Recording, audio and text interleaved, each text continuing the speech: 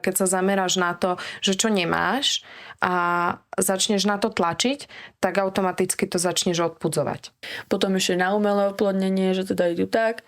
A ani tým umelým oplodnením to není proste zaručené, lebo to tiež proste potom potratila 2-krát, 3-krát, 4-krát aj cez to umelé oplodnenie, hej.